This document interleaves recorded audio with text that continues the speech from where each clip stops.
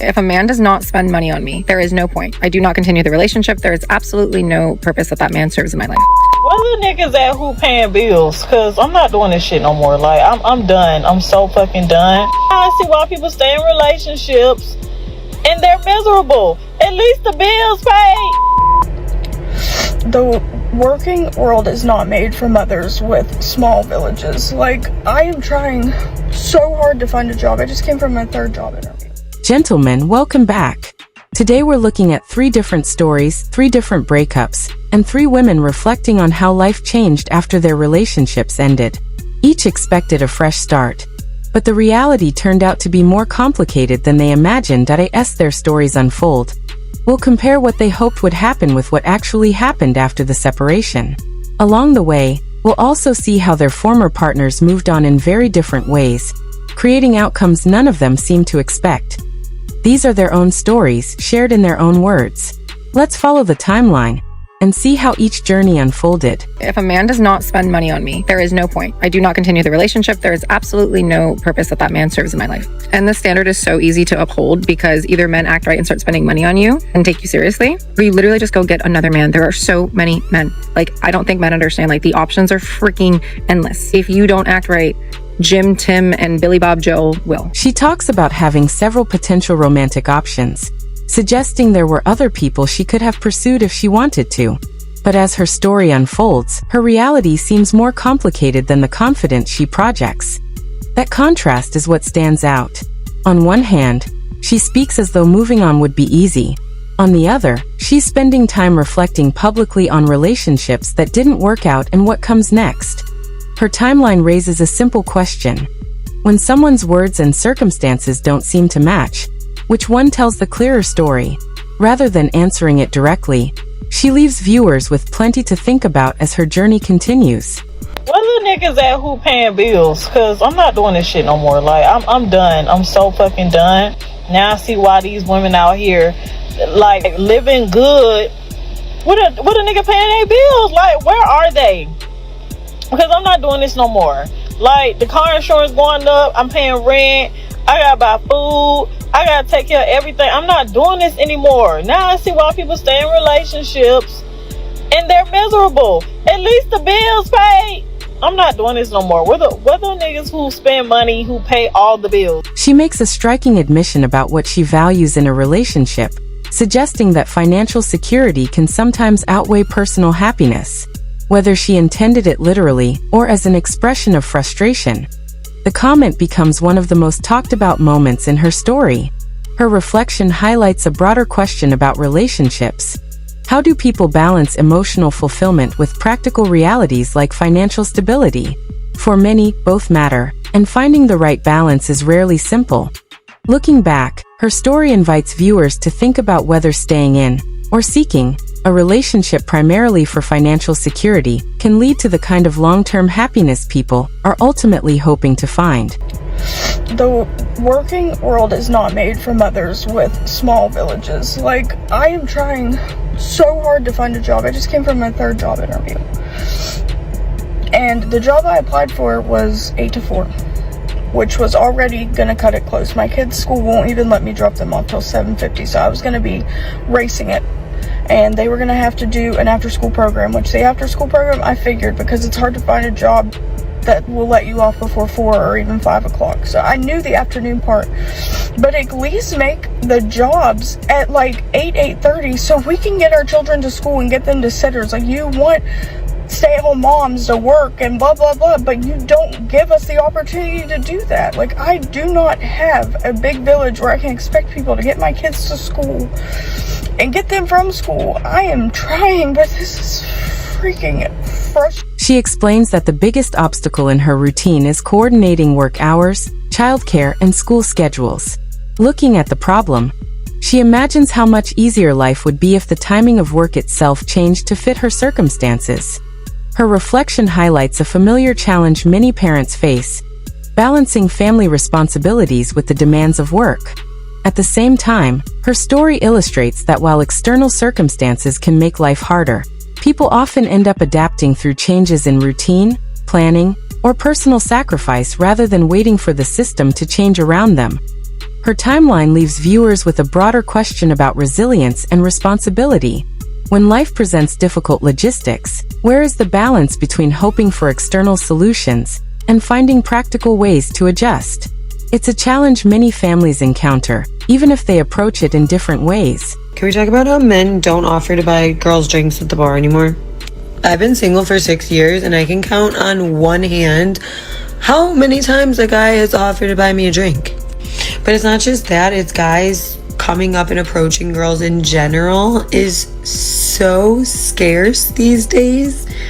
I'm like, we as women have almost made it where we're like, leave us alone, so much to the point that they really are. Love, why would they? What benefit does a man get by buying you a drink or approaching you? Nothing, right? Because unless you are interested in that man, he won't receive anything in return. Relationships between men and women, especially between men and women, are about give and take. Whatever I'm willing to pour in, you need to return the same effort. And it doesn't have to be in the same way. If a man is buying you drinks and, let's say, wining and dining you, giving you a good time, right? A nice experience, talking to you sweetly, building your confidence, giving you compliments, he's gonna want to clap cheeks. At the bare minimum, he should be getting some ass. And if he's not, that's a waste of time. Which is crazy that a lot of women come online as if they're entitled to special treatment just for being a woman. That's outlandish. You have to earn that treatment. And if you're not willing to, don't expect men to treat you as a girlfriend if you're not treating him as a boyfriend. It's so easy. Even a fucking caveman can do. Looking back on 6 years of being single, she reflects on what that time has meant for her. Rather than focusing only on relationships, she talks about the everyday experiences that shaped her perspective and how her expectations of dating have changed over time. One of her observations stands out. She acknowledges that social attitudes and dating dynamics have shifted, and she wonders whether some of the messages people have sent over the years have influenced how willing others are to approach or initiate relationships today. Her story raises a broader question about communication and expectations. The signals people send, whether intentionally or not, can shape how others respond. As dating norms continue to evolve, her experience encourages viewers to think about how openness, clarity, and mutual understanding affect the connections people build. I was watching this video of a guy saying how all his single male friends that are in their 30s and 40s who have been single for a while are all much more financially stable than when they were in relationships. And I believe that to be true. As a single male for quite some time, my financial security has basically gone away. Insecurity has gone away. I've basically tripled my net worth. Obviously, I've worked for some of that. But the reason is I don't spend money on things that don't matter. For example, the women in my life, mainly family, still want to spend my money on stuff that doesn't matter. Like, oh, you need to decorate your house with fall pumpkins and all this stuff in your front yard, which costs hundreds of dollars. I don't need to do that. Now add those little things up over and over and over and over again. That's thousands of dollars a year that you're spending money on shit that dudes really don't give a shit about. If he has money, a nice car, a nice house, a stable job where he makes over 6 figures and he's successful, why is this guy single? I mean, what could be so fundamentally wrong with this guy? There must be something wrong with this guy. Yeah, those are questions that I hear from women online all the time whenever they see a man who's successful, but he's single.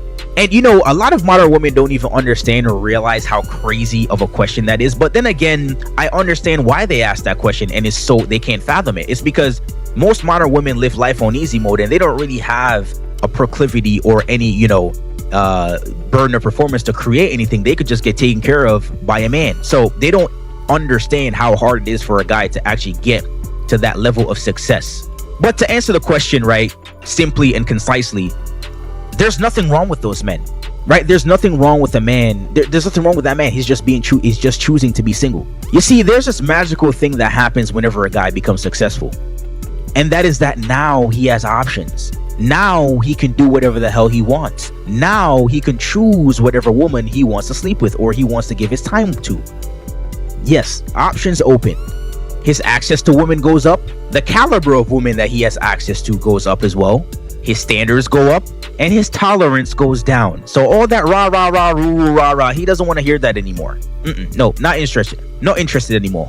And studies even show this. The facts are on my side. Studies actually show that when men get to a certain level of income, they actually have no problem, and it's actually easier for them to find a mate, or easier for them to get access to women in the dating market, which means that they are in more of a demand than their supply. So whenever a man is single and he's successful and he chooses to be single, it's not because nobody wants him or there's something fundamentally wrong with him. He's just not rushing in to lock in with anybody because, quite frankly, there are really no incentives. Because now he has a plethora of options and he can actually choose. Because you see, for most guys from the age of 18 to 24, you're virtually invisible to both men and women. You really have no value to bring to the world. So once you get to your late 20s or 30s or 40s, whenever it happens for a guy, when he's successful, all of a sudden now you have access to these things that you never ever had access to before. So what is the average human being gonna do? He's gonna exercise those options and experience things. And it's quite funny because when women had the leverage in their 20s, nobody said, what's wrong with her riding the carousel? It was called having fun. It was called finding yourself and living your 20s. But when that same guy hits his 30s and 40s, which is his prime, when he's making all the money in the world now and he's exercising his options, now it's a problem. You see, it's only a problem when men do it. It's only a problem when men want to enjoy their peak, exercise their option, and refuse to settle for less than they demand. Funny how that works. She shares an example about how financial success changed the way one man viewed his priorities, describing how he began paying closer attention to where his time, energy, and money were going. Even small purchases became symbols of larger conversations about lifestyle and personal choices. Another perspective in the discussion focuses on how success can change someone's standards and expectations in relationships. As circumstances evolve, people often become more selective about the relationships they choose to invest in, whether because of experience, maturity, or changing priorities. Together, these stories raise a broader question about how opportunity shapes decision-making. Whether someone is in their 20s, 30s, or beyond, greater options often lead people to reevaluate what they want from life and relationships. The challenge is recognizing that this dynamic can apply to anyone, regardless of gender, as priorities naturally change over time. How do you make money as an investor? The people who don't know think the way you do it is by buying good assets, a good building, stock in a good company, or something like that. That is not the secret for success. The secret for success in investing is buying things for less than they're worth. Because what determines the success of an investor is not what he buys, but what he pays for it. And if you buy a high quality asset, but you overpay for it, you're in big trouble. You can buy a very low quality asset, but if you pay less than it's worth, chances are you're going to make money. A man who can wash, cook, and clean and know how to budget his money cannot be manipulated by a woman. Independence removes leverage. Competence creates confidence. And a man who can take care of himself choose a woman he doesn't have to depend on. Be this man. As the discussion unfolds, one woman argues that learning practical life skills, managing money, cooking, and taking care of everyday responsibilities creates greater independence in relationships. Her point is that self-sufficiency changes the way people approach partnership because they're less dependent on someone else to meet their daily needs. Another conversation centers on financial expectations in dating. She openly says that generosity and financial investment matter to her, putting her priorities on the table from the beginning. Whether viewers agree with that approach or not, she leaves little ambiguity about what she values. Taken together, these stories raise a broader question. How much should financial expectations shape a relationship? And how important is it for people to be transparent about those expectations from the start? Honest conversations about values, goals, and responsibilities can prevent misunderstandings later on. The common thread isn't simply money, it's expectations. Each person brings different priorities into a relationship, and lasting partnerships usually depend on finding someone whose values, responsibilities, and vision for the future genuinely align with your own.